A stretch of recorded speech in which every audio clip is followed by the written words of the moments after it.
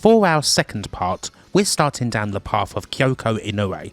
Just as Manami Toyota was having an absolutely amazing 1995, Kyoko was doing the same, building a career best year and taking her own road that's going to lead all the way to the Red Belt. Again, we have 4 matches to look at, 2 battles against a legend and mentor, a belter of a 2 out of 3 falls tag main event in Osaka, and a title clash that was voted the 1995 match of the year. There's plenty more wrestling to look at, but naturally we need a bit of background. And so, let's get on it. Kyoko Inoue was part of AJW's 1988 class, debuting 1 year after Manami Toyota, 2 years after Aja Kong, and graduating alongside fellow future stars Mariko Yoshida and her near-constant tag partner, the unrelated Takako Inoue. Kyoko's talent was, just as with everyone else who manages to make it through the AJW dojo, pretty clear from the off, although apparently her path through the dojo and as a rookie was not entirely straightforward, one thing being that she was at one point in relationship with a man. A brief word is perhaps needed here.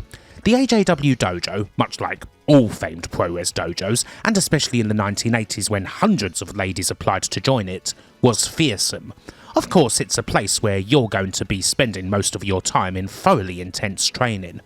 If you weren't training, you'd be doing work somewhere else. There is of course a Kouhai Senpai system that you'll be a part of once you graduate, being assigned to one of the seniors and so on, and perhaps you'll also be in one of the Matsunaga Brothers restaurant locations, with the dojo itself being a part of a huge Matsunaga owned complex that included a restaurant staffed by trainees and young graduates who were on the undercard. On top of all that, there are rules for how trainees and graduates carry themselves, with 3 specific don'ts: no smoking, no alcohol, and no boyfriends. While these did lax a little bit over the years, and were also dependent on a wrestler's status, not applying so much to the seniors, there are more than a few legendary stories of Zenjo stars going out and out-drinking all who oppose them, they were certainly hard and fast in the late 80s for a trainee or rookie. With all this in mind, as well as the pay generally being pretty awful, and AJW's schedule being far more intense than most other pro-res companies, it is little wonder why so few ladies made it through the dojo at all, with even fewer graduates going on to have any kind of career. Even those who graduated were often fortunate to make it past more than a couple of years in Zenjo. And so Kyoko Inoue did, apparently, at one stage fall foul of the no men rule.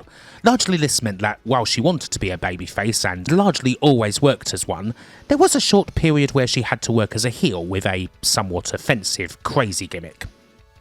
Still, her rather natural babyface streak would shine through. She's such an expressive worker, so easy to get behind, and she's also ridiculously athletic, perhaps the best Zenjo worker of them all when it comes to sheer conditioning, speed and strength, a complete all-rounder. Tag work was a big part of her rise, particularly the aforementioned team with Takako Inoue, usually known as the Double Inoues, who'd go on to win the 3WA tag titles 3 times. But the story of her ascent as a singles worker is actually quite similar to that of Aja Kong's, in that Bull Nakano is a rather prominent fixture. Kyoko and Bull's relationship is very close. Kyoko started out as a Kouhai for Nakano, one of her underlings, both as part of her Gokumon tour stable and behind the scenes. She and 1989 graduate Tomoko Watanabe would do busy work for her and so on, and Kyoko largely got over with the crew both thanks to her innate ability, talent and expressions, but also through doing silly impressions and being the butt of various ribs, sometimes good-natured and, well, sometimes not, basically amounting to bullying. Although she always had Bull's support and backing, despite the hazing from others. In a 2021 shoot interview that the pair conducted together, translated by Moscow Disco and Jabronieville at Scott's Blog of Doom, Nakano said that Kyoko was one of the 2 best rookies she'd ever seen, alongside Akira Hakuto. Kyoko also certainly wasn't the only one to get a hefty amount of bullying in her younger days. Just for example, Aja Kong got it thanks to her size and being mixed race, and Manami Toyota got it thanks to her southern Japan rural background. One of her breakthrough singles matches would indeed come come against Bull Nakano, challenging for the Red Belt in 1991 as an underdog in what would end up being quite a bloody affair, and there were other classics against Manami Toyota, one in 1992 and one in 94, where Toyota would overcome her and unify Kyoko's All-Pacific title with her IWA World title. And well, that about leads us to 1995 and Inoue's first big singles match of the year, against someone who couldn't be more familiar. We go back then to where we started the first part, Wrestling Queendom 1995 victory on the 26th of March at the Yokohama Arena, the night where Manami Toyota ended Aja Khan's reign and became the Red Belt champion. There's another significant title on the line in the semi-main event, and that would be the WWF Women's Championship, currently held by Bull Nakano after her triumphant win against Alundra Blaze at Big Egg Universe. And so what we have here is a rather obscure WWF title bout, one that doesn't often get highlighted in the archives, not even in the recent WWE Vault episode all about the Hall of Famer, although I assume rather convoluted rights issues have a bit to do with that. What we have here is Kyoko Inoue battling her senpai, Bull Nakano, for the WWF crown. Of course, this is the first time that two Japanese women have fought over this belt. Indeed, I'm sure it's the first time that two pro-res wrestlers have fought over a Fed title since 1985, when George Cobra Takano defended the WWF Junior Heavyweight title against Don Arakawa in the last match before that belt became inactive. Just to complete the circle, there wouldn't be another WWF or WWE Women's Singles title match between two Japanese wrestlers for 28 years. The only other one saw Io Sky defend the WWE Women's Championship against Asuka in a stunner of a match on the 22nd September 2023 SmackDown. With all those stats gone through, we've already done plenty of build-up, so we should get into this blockbuster clash between Kouhai and Senpai.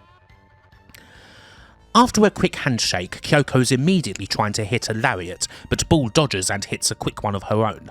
The lariat is a strong move for both wrestlers, not a finisher, but their main strike, one of the things that Kyoko definitely took from Nakano. Inoue intercepts a top rope attack, tries for a superplex, and the pair ultimately spill out the ring. Nakano tries to run Kyoko in, but she does her signature springboard back elbow off the guardrail, which is pretty sweet. We get one of Inoue's favourites, the big run from the entrance, hitting Bull with a lariat. Back in the ring, Kyoko starts working over the Great Bull, a surfboard stretch is one of her favourites, but when she runs into another clothesline, Nakano's able to start working her, trying for her favoured Angelito Scorpion crosslock. She's not quite able to cinch it, but she certainly does some strong work on Kyoko's neck, hitting another lariat and applying a dragon sleeper, soon following that up with a rear naked choke. The senpai is very much in control right now, but Kyoko is able to reverse this position, trying to work for the rocking horse. It's a hard move to do on someone like Bull, but Inoue manages to for a bit, also applying a camel clutch. It's been a fairly extensive bout of stretching with no clear winner, and Inoue changes tack, running Bull to the post and hitting her corner vaulting DDT. Another rope run, and it's clear how well Bull nosed Kyoko. She's at the ropes hitting a lariat before she can try a springboard move. Still all nicely poised as we get to the halfway point. Bull does something very cool, a couple of lariats in the corner that result in a Tree of Woe type variation, which she capitalises on with an axe kick on the apron. She hits a springboard calf branding and then continues to work her pupil over, using a gorilla clutch and a half crab. Back up now and another rope one. This time Kyoko reverses, hits a lariat on the rope, but then Bull does the same to her. In many ways, this is like watching a mirror match. While it would be easy to point to Aja Kong as Bull Nakano's successor, certainly when it comes to success, Kyoko Inoue has a pretty strong case for that herself. A huge lariat on the apron, and Bull Ortons the hell out of Kyoko with the ring rope DDT because, you know, Joshi always does it first. Bull goes up top looking for her finishing guillotine leg drop, and she hits it, and shockingly, Kyoko kicks out at 1. It's fighting spirit o'clock, Kyoko using that pain to hulk herself up. Bull tries to go up again, but Kyoko surprises her with one of her best shots, the run-up suplex off the top. Kyoko's roaring back, slamming Bull and hitting the corner springboard back elbow, and signals her favourite move, the Niagara Driver. Bull Bull gets out and tries a lariat, getting countered by a German suplex, and from there Kyoko hits the Niagara driver, but Bull just survives. Kyoko doesn't want to waste time, going for it again. Bull manages to get out but nearly gets rolled up by a head scissor takedown. For the third time Kyoko goes for the Niagara driver, but this time, Bull's ready. She counters by lifting Kyoko up on her back and hitting Bull's Poseidon. Kyoko has to get out of there, soon getting hit by a big plunger, Bull really going to town with her weary body, and suddenly it appears academic. Bull hits a reverse DDT back in the ring and follows it with another guillotine leg drop. Kyoko somehow survives again, and Nakano looks for even more. Up top again, Kyoko tries to resist one last time, getting up to intercept. Eventually though, a lariat is enough to give Bull the time she needs. She gets poised, hits the somersault leg drop, and that's enough. Bull Nakano retains the WWF Women's title in 17 minutes 05. Well, this was a pretty damn good match. Not an absolutely amazing one, but it may be one of the best fed title matches that you have possibly never seen, one that never gets talked about. It does get a little eclipsed by the Kong vs Toyota Red Belt bout that follows it. It's different to what we saw in the last video, something that was definitely more of a slow burner, a lot more in the way of technical exchanges, and something that had its own flow. Definitely a good take on the old story of master and pupil. Here the master manages to win the day, but Kyoko Inoue definitely came close. I did feel that the crowd weren't quite as into this as they could have been, which does hurt things a bit. Perhaps the WWF title being on the line didn't help matters there. I don't know, I kinda get the sense that they know from the off that because of that, this isn't going to be Kyoko's night. Even so, it's a fine match, and we do have some post-match to take care of. Bull gets on the mic and talks about possibly closing the stable she's led now for years, that being Gokomon To, something that Kyoko Inoue's been part of for quite some time. Gokomon is basically the successor to Dump Matsumoto's Gokaku Dome, or Atrocious Alliance, and closing it would end a pretty long chapter, as much as it perhaps makes sense now. Still, an emotional Kyoko Inoue gets on the mic and asks Bull to not close the door on Gokomon To for the time being, to wait until she is able to defeat her. Bull agrees, and we get a shout of allegiance between Bull, Kyoko, and fellow Gokomon To member Tomoko Watanabe. Between Toyota's victory over Kong and her first defence, there is something of a brief interlude for two quite important exhibitions, both of which take place in April of '95. We mentioned the trip to North Korea in the first part, one that centred around Bull Nakano taking on Akira Hokuto in a big match between two of the best, although there was also a tag match in which Hokuto and Nakano teamed up to defeat Toyota and Mariko Yoshida, this bout being the match that was actually included on WCW's Collision in Korea broadcast. Before that, however, there was also the Bridge of Dreams, the huge April 2nd Tokyo Dome card hosted by Weekly Pro Wrestling, starring 13 ProRes and MMA promotions.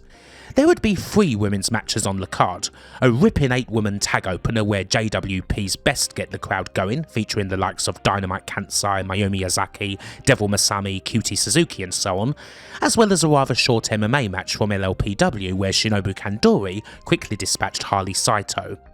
Zenjo, naturally, put on an absolute banger.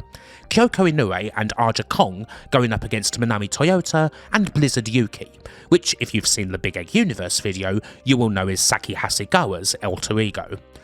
On a historical note, both of these big exhibition bouts call back to how AJW managed to change tack earlier in the 90s, how they managed to build up a new form of interest in their product. When the days of the Crush Gals, Dump Matsumoto and all that ended, they would often run exhibitions on big male-centric cards, and the quality of these exhibitions did help to bring in a new audience that was largely male, as opposed to the screaming schoolgirls of yesteryear.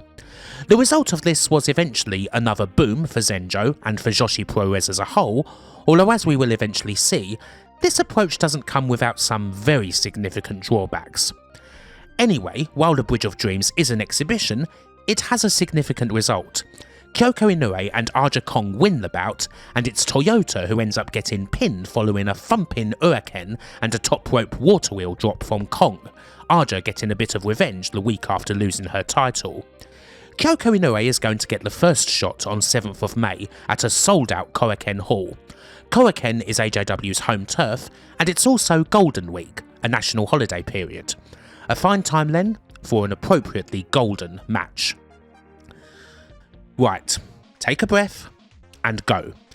As always, we get a fast start. Toyota hits a couple of drop kicks to send Kyoko outside and tries to go up top, but Kyoko intercepts and instead throws Manami all the way to the floor.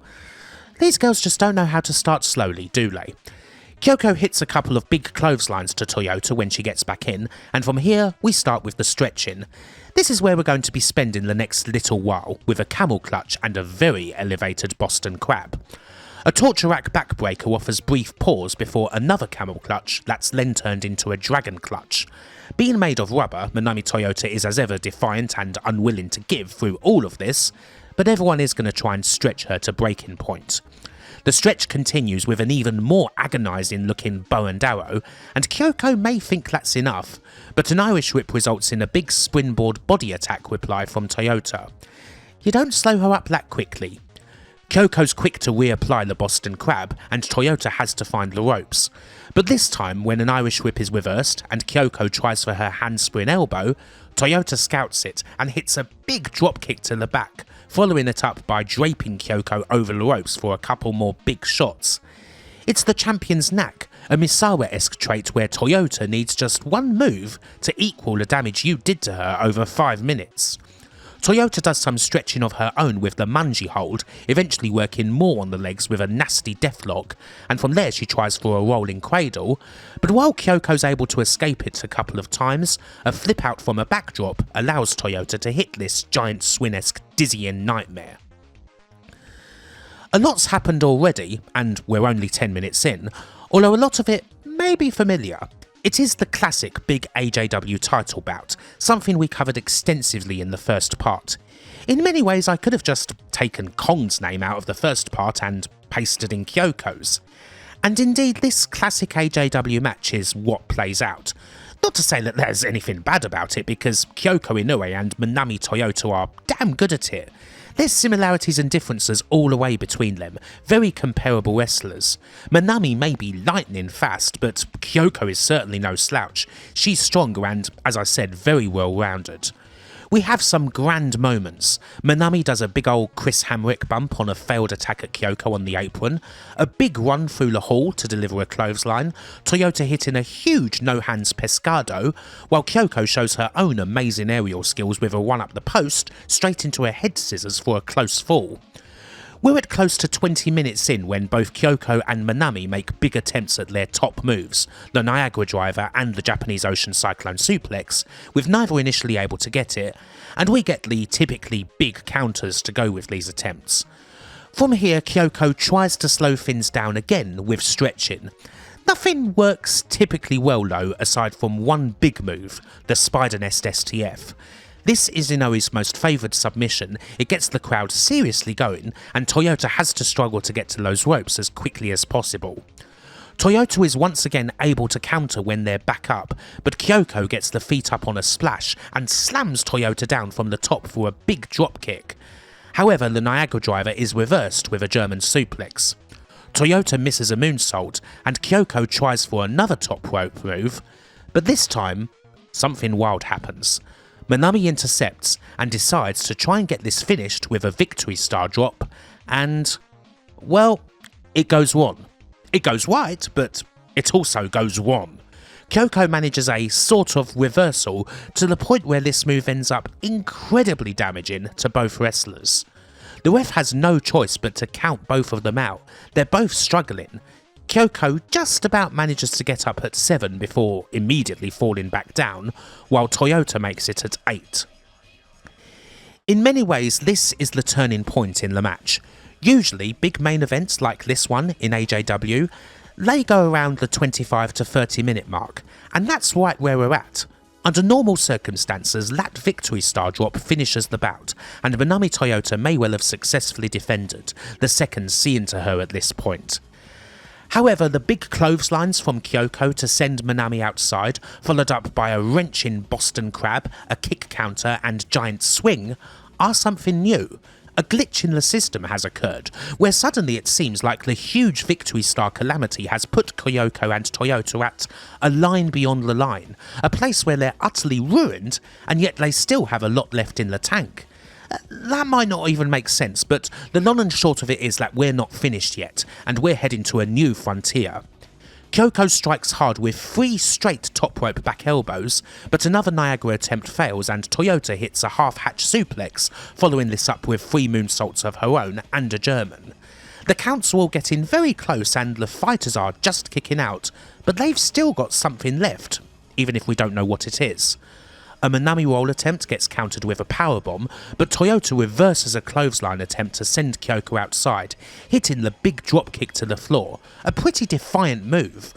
Toyota breaks the table out now, hitting a big splash onto Kyoko, and she's very much in the ascendancy, now showing some of that champion swagger, even being a bit more arrogant, thwarting an attempt at getting her off the top with a couple of missile drop kicks to the back of the head and another moonsault.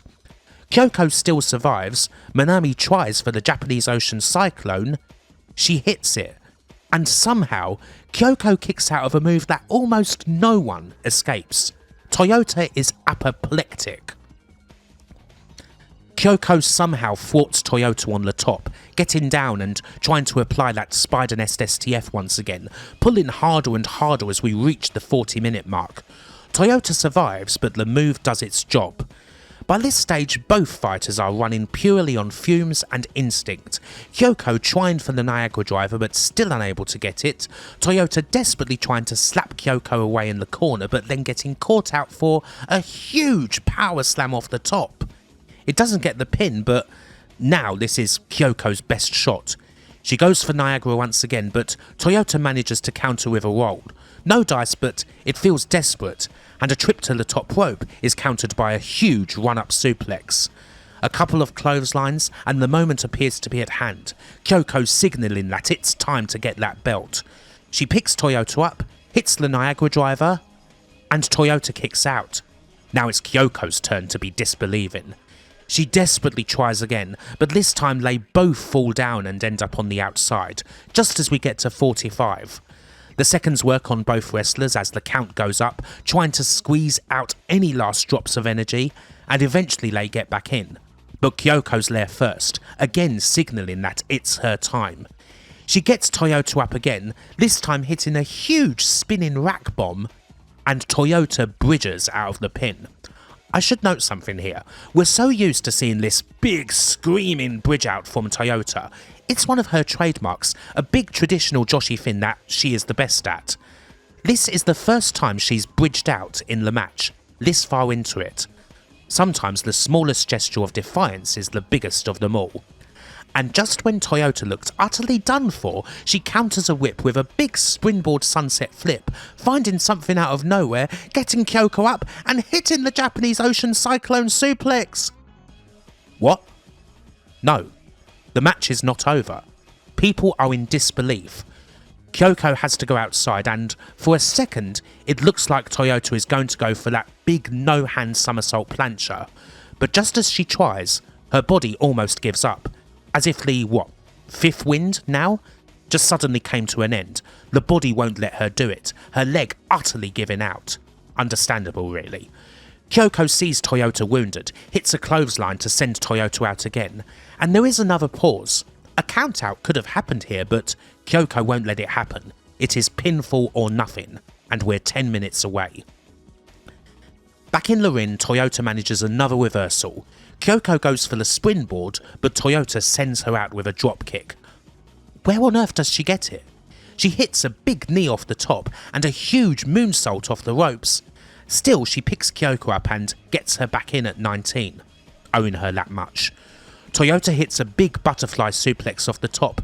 So many of these moves that could have finished this match many times over would have finished everyone else, and yet Kyoko's shoulder is up. Suddenly, she has the boost. A few kicks to Toyota's head and a couple of major lariats.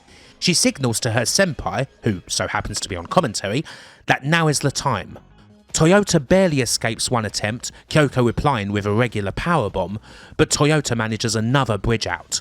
We're 5 minutes away as Toyota makes another counter, this time trying the quick roll-up and finding nothing. We get a German, followed by Kyoko desperately finding the ropes when Toyota tries for Japanese Ocean again, getting a big dropkick for her trouble, but still when Toyota tries again, she doesn't have the energy to lift Kyoko up. Toyota hits a huge splash, still not getting it, but then gets caught out. Kyoko hits a huge DDT from the apron to the floor. She moves as fast as possible, getting Manami back in, getting her up there, hitting as big a Niagara driver as she possibly can. No, it didn't happen. God only knows how it could at this point. Manami trying perhaps for the victory star drop, and as the bell finally rings, the two end up simply draped over each other, two pieces of dead weight hanging off that top rope. The match is over. Manami Toyota and Kyoko Inoue have gone to a 60-minute time limit draw. Good lord. How to even break this down? I should say first off that a singles match going all the way to 60 minutes was an exceptionally rare occurrence in Zenjo. It only happened a handful of times, with this being by far the most famous one. I knew this going in and I have to confess that I was worried a little. I worried that this may be the sort of 60-minute match that really should have just been 30. One where Inoue and Toyota ended up having to repeat too many beats, where it was just too many big moves for the sake of doing them. And sure, while there are certainly lots of big moves, and this is as fast as it gets for a Broadway, I needn't have worried too much. There's a huge story here, one that calls back to earlier clashes, the history for both wrestlers and so on, but also something that explores whole new areas. The second half, with both wrestlers seemingly running on empty and yet unable to stop or be stopped, was even better than the first. The calamitous victory star drop, Toyota's sudden inability to fly, Kyoko's unreal emotion, that one bridge out? A freaking bridge out? These were all something else, even beyond the shocks of some of the kickouts or the big moves. A sort of storytelling that isn't often seen in Zenjo, a sort of match that even by their standards you're not going to see a whole lot of because, well, geez, you simply can't do too many matches like this, can you? In many ways, Toyota and Kyoko are perhaps the only wrestlers in Zenjo at the time who could do this at all. To play out a 60-minute match of this standard, speed and intensity. I'm not sure if anyone else in AJW at this time has their level of athleticism. That's something Kyoko Inoue in particular was known for. It reminded me in parts of Hokuto vs Kandori, which is about as high a praise as I can give.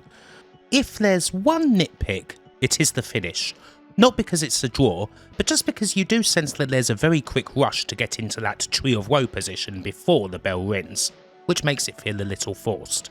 Really though, that is just a nitpick.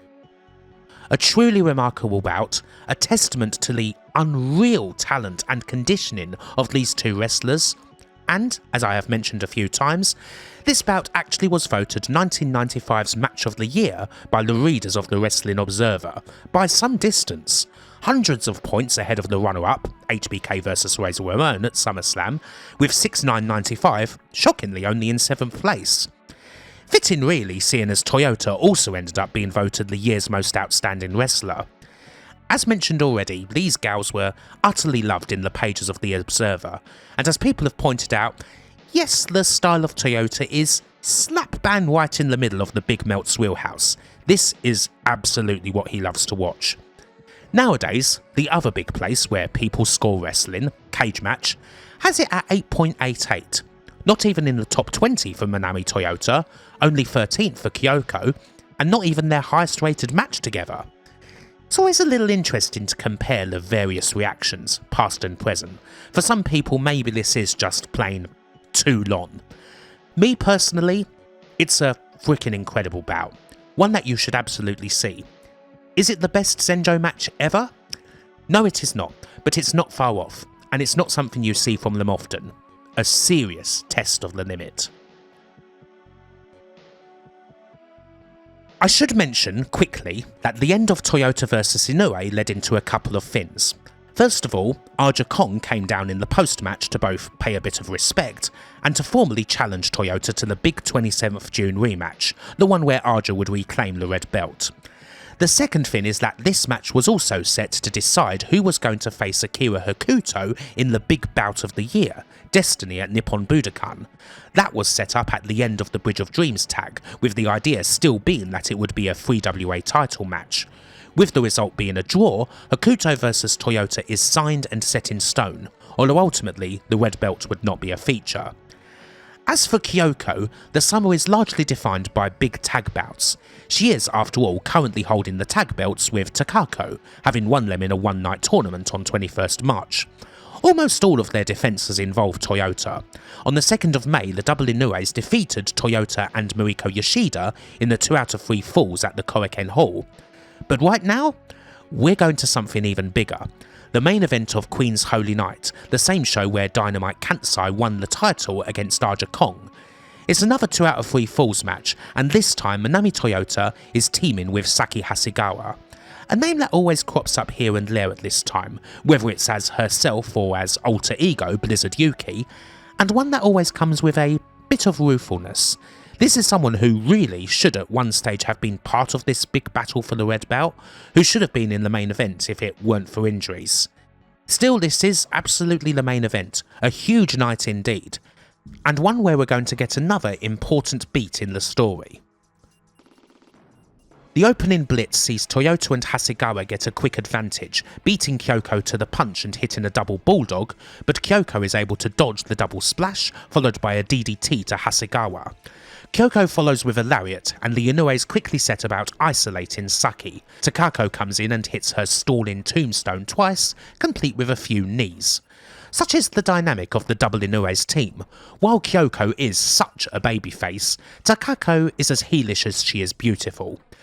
Kyoko comes back in and hits her awesome vaulting DDT, and while Hasegawa tries to power back up with chops, she quickly gets run down with another lariat. She finally manages to get out after hitting a kick and a bulldog on Takako, bringing Toyota in. Manami quickly counters Takako and does a huge rolling cradle. Like seriously, there must have been at least 5 go-rounds, and it gets a near fall. Toyota follows with what looks like a stalling pile driver, hitting a few knees of her own to Takako's head, following that with some big drop kicks in the corner. Takako dodges the 3rd one to take back control, hitting another one of her knee-tastic tombstones, and this brings Kyoko back in. She hits some chops and evades a huge springboard dropkick, knowing her rival all too well. It's Toyota's turn to be dizzy, taking a huge giant swing, and Kyoko gets her Dick Dale on with a very cool surfboard variation, posers and all. A nasty camel clutch follows because, as ever, the match just wouldn't be complete if Toyota didn't get stretched. Hasegawa tries in vain to break it up, and now Takako's at it, applying an STF variation to Toyota. Kyoko is soon back in to hit a torture rack backbreaker, continuing the spinal savagery, and following that with a nasty Boston Crab. Toyota finds the ropes, and both Inoues come in for more damage. However, Manami takes them both out with a springboard body attack, allowing Hasegawa to come back in. But when the challengers try to whip Inoue, she responds with her springboard back elbow. As ever, all is nicely poised. Hasegawa tries for her favoured strike, the soul butt, but takes a lariat. However, she is able to hit it at the 2nd time of asking, and then starts to go to town, hitting 3 huge uenages.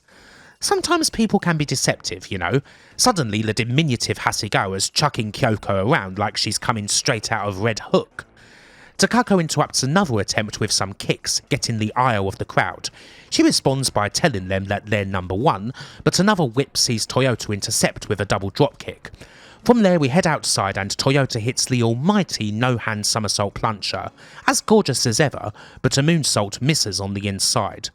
We go up top, Toyota trying to intercept Kyoko, but she is ready and she ends up hitting a whopper of a power slam from the top, almost like a proto-emerald flosion. However, Toyota does the bridge out. Toyota gets out of a Niagara attempt, trying for a German. Again, Takako interrupts, but thanks to Hasegawa she is able to slam Kyoko, and the pair hit the double splash for a near fall. Kyoko pushes Hasegawa off, looking to intercept Toyota on the ropes with the big run-up. However, Toyota is waiting for it, and she counters with a huge sunset bomb.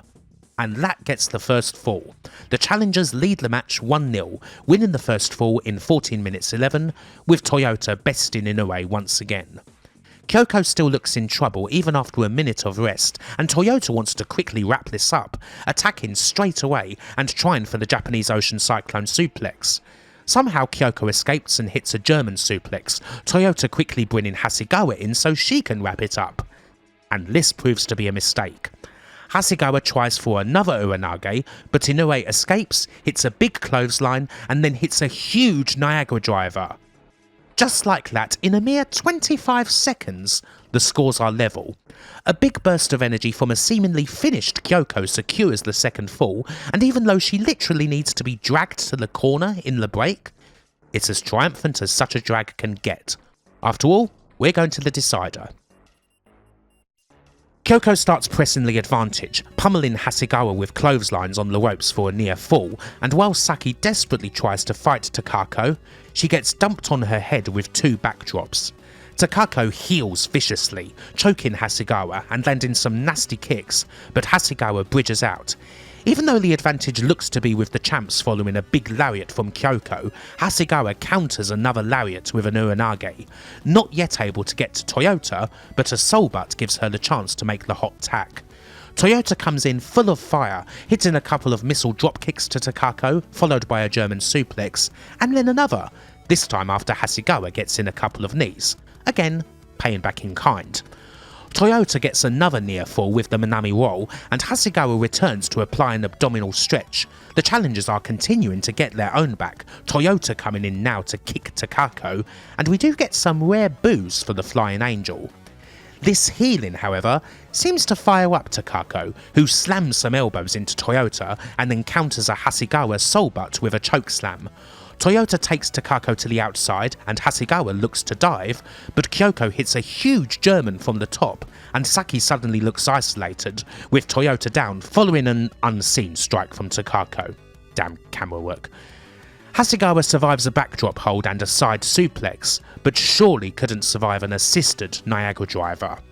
However, Toyota just comes in to make the save. Still, she gets put outside again, and Takako's up top. She hits her finisher, the Takako Panic Flying Knee. Somehow though, Hasegawa kicks out.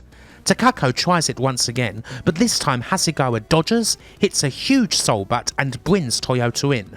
She tries a splash, but Takako gets her legs up. Just as the champions look to be in the ascendancy, Toyota gets up to boot Takako off the top and hits a huge dropkick to both Inoues. It's all to play for as we get close to the end. Toyota scores with the Japanese Ocean suplex, but this time Takako's managing to just kick out.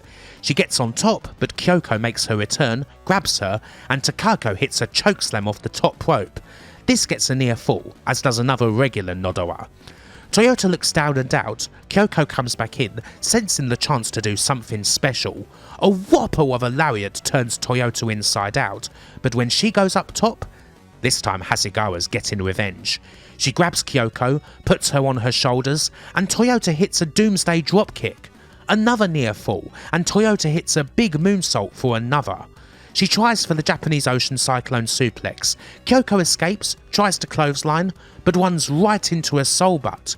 Toyota gets her up, hits the big suplex, and Kyoko kicks out. Just as in their May Classic, Kyoko pulls some energy out of thin air to get that shoulder up. Takako comes in for the save as Toyota tries to go up top again, throwing her off, but eventually Toyota counters again, hitting another big missile dropkick. By this stage, Takako and Hasegawa almost seem immaterial, neither combatant having any desire to tag out to them. But again, Takako wants crucial interference on Toyota's attempts to fly with another chokeslam, and when Hasegawa attempts to do similar, she gets smashed by a Kyoko lariat. Kyoko has a huge chance now, getting Toyota up there and hitting the Niagara driver. Kick out!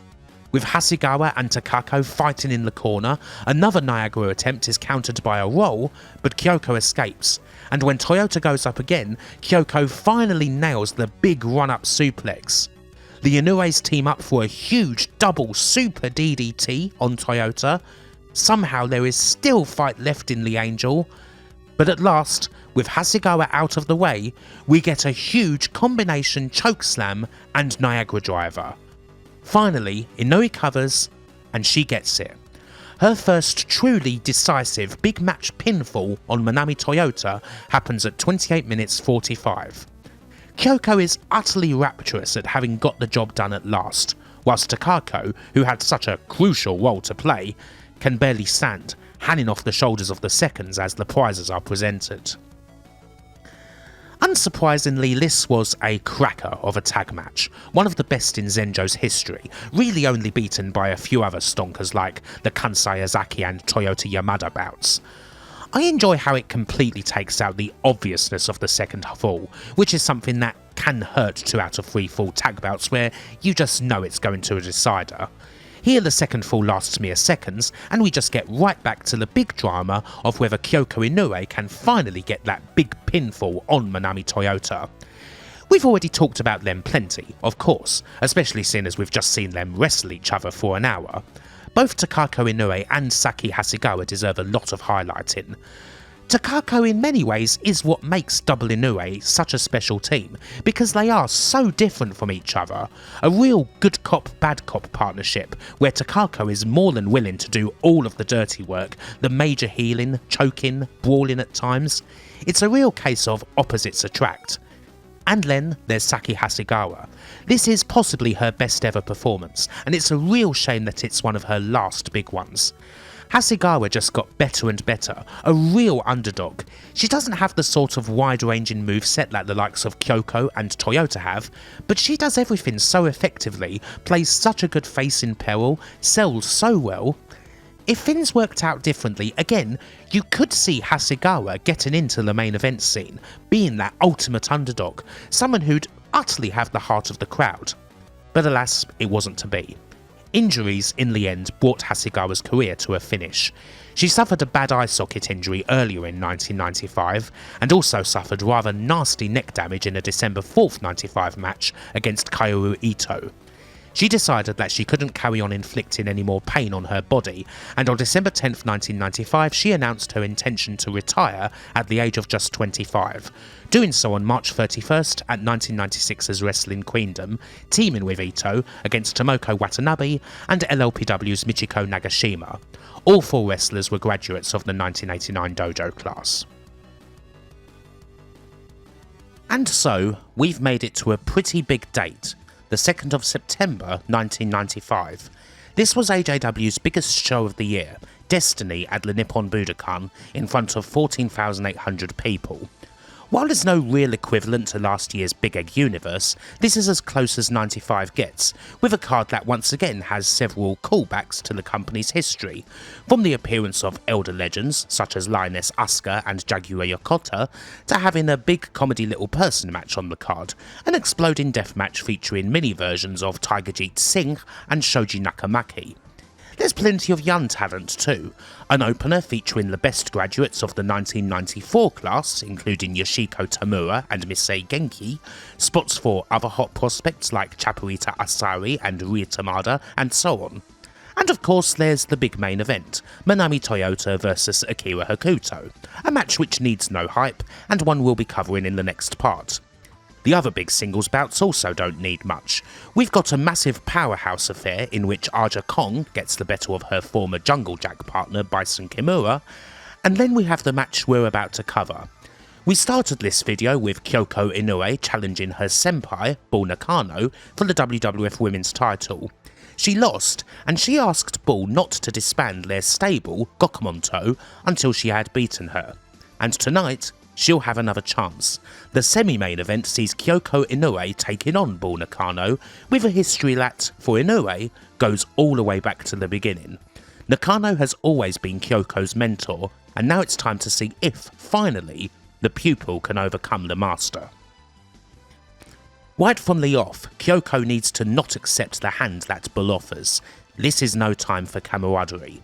Instead we get the quick assault, a couple of big clotheslines from Kyoko and some chops, but Bull soon replies with 2 lariats of her own. Kyoko loves a lariat, but no one in Joshi throws it like Bull. Nakano works a sleeper for a bit, even catching Kyoko right back into it when she tries for the springboard back elbow, cinching it in even harder and turning it into a dragon sleeper variation. When they do get up, however, Kyoko surprises with the head scissors for 2, and from there we get some cool surfboard action, followed by a camel clutch. Kyoko kind of makes a point, jogging around the ring as Bull tries to recover. She's indisputably the better athlete. However, Bull reverses a suplex for one of her own. She might not yet be the better wrestler. Bull tries the Scorpion Crosslock, later opting for an axe kick and camel clutch of her own, turning that into a dragon clutch, and then doing the nasty spot where she ties Kyoko up in the ropes for a couple of clotheslines. That's just awesome, frankly. Just when the veteran thinks she's in control, however, Kyoko's always ready to fight with a couple of double chops, and Bull needs another lariat to put her down. But to no avail, as another whip sees Kyoko hit her springboard back elbow. As is often the case, we're very evenly matched. Eventually we get a double lariat, not surprising considering the frequency of the strike. Back up now, and Kyoko reverses a whip into the corner, hitting the vaulting DDT and a slam, but then Bull dodges the one-up back elbow. Bull hits a powerbomb and looks to go up top, but Kyoko's up. While she doesn't get the one-up suplex, she does knock Bull to the outside. On the floor there's a run into the guardrail, and Kyoko executes another vaulting DDT.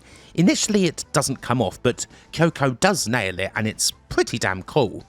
We get something cooler still though. Bull does a reversal, clotheslining Kyoko over the rail, and looks to use the table for a suplex. However, Kyoko reverses that, and she does a suplex off the table. That's awesome. Not exactly something you see every day, and she follows that up with the big old lariat, running across the Budokan floor. We get back into the ring and Kyoko tries to go up top, but Bull finds some energy. She intercepts, looks for a suplex of her own, but then Kyoko reverses the position and ends up hitting a big body slam off the top, followed by a missile dropkick.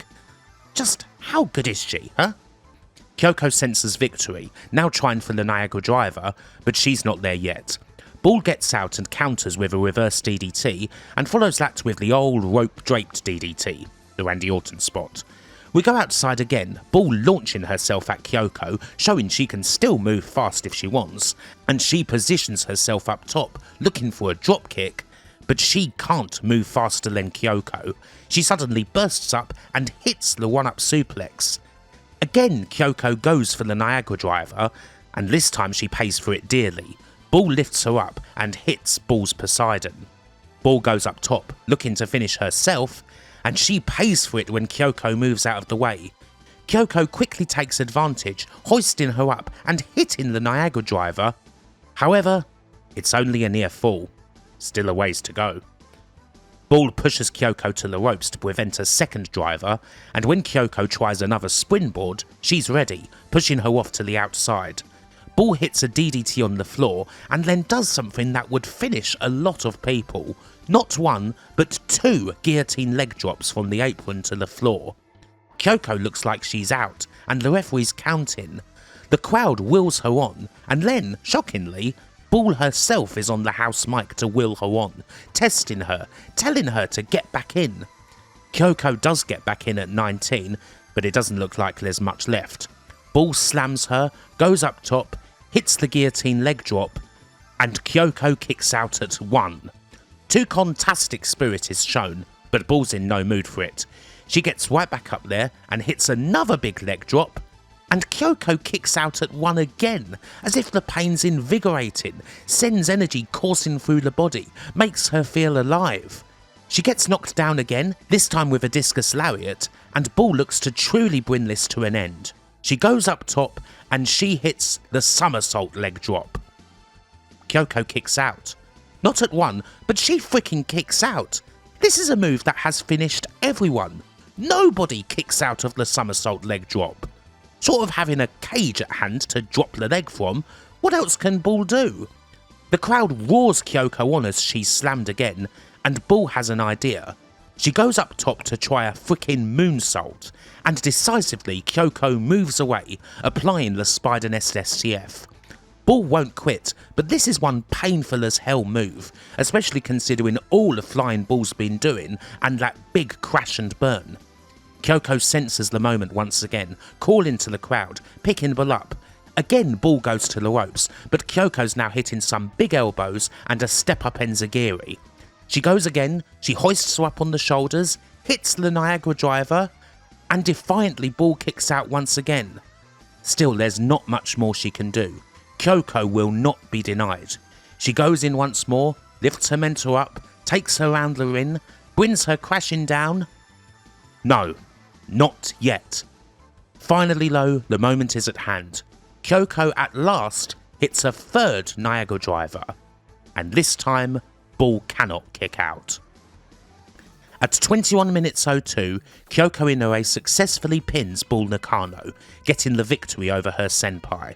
Bull took a lot of punishment and certainly dished out plenty herself, but Kyoko was simply not to be denied. It was a pretty great match too. I'd say that this was a shade better than their match from March, with a fair bit more of the old emotions running in there, especially when Bull's encouraging Kyoko to get back into the ring, and when we do get to that final stretch. For Bull Nakano, it is certainly yet another fine showing, especially considering that, although she's only 27, this is pretty close to the end of her wrestling career. You can kind of tell at points just how much everything hurts for Bull. This is someone who, as she mentioned in an interview she did with Kyoko, went to the doctor with pains in her hip, worried it might be broken. The doctor said that no, the hip wasn't broken. In fact, it broke a year ago, but now it's all sort of stuck back together. And yeah, there's points where Bull is slow, where the pain is clear, things she simply can't do anymore. And yet she still goes all out here for Kyoko. An incredible effort, and I would say it's the last essential match in a career of one of the all-time greats. We do get an emotional post-match between Kyoko, Nakano and Watanabe, thinking that the end of Gokumon Tour is coming. Although as it turns out, not quite yet. Who steps into the ring but frickin' Lioness Asuka? Asuka perhaps still has some old demons to fight, wants one last crack at an old rival, and before Gokumon Tour rides off into the sunset, she wants that chance. This leads into a 6-woman tag match that, unfortunately, isn't available for us to watch. The Gokumon Tour team of Nakano, Kyoko and Watanabe faced the legendary team of Asuka, Jaguar Yokota and Bison Kimura at Korakuen Hall on the 4th of October. Gokumon Tour would come out winners, and then they'd finally disband, bringing an official end to a quite legendary stable, the house that Dump Matsumoto originally built. With this done, well, it's a good time to end this part, as we need to switch focus. We need to get back to the Manami Toyota Road to cover a match that we've been hyping up for quite some time, the main event of Destiny, the super fight against the Dangerous Queen. There's also the small matter of a Grand Prix final, a red belt that she needs to reclaim, an eternal rival who's always waiting, as well as how this all factors into the state of Zenjo's business. As we head into 1996, we'll certainly be looking more into what's happening behind the scenes, as it's a time when, well, certain cracks start to become a bit more visible, a thought that the foundations of the Matsunaga's business are perhaps not as solid as they would appear to be. This is all to come, but hopefully you've enjoyed this second part, and until the next time, bye for now.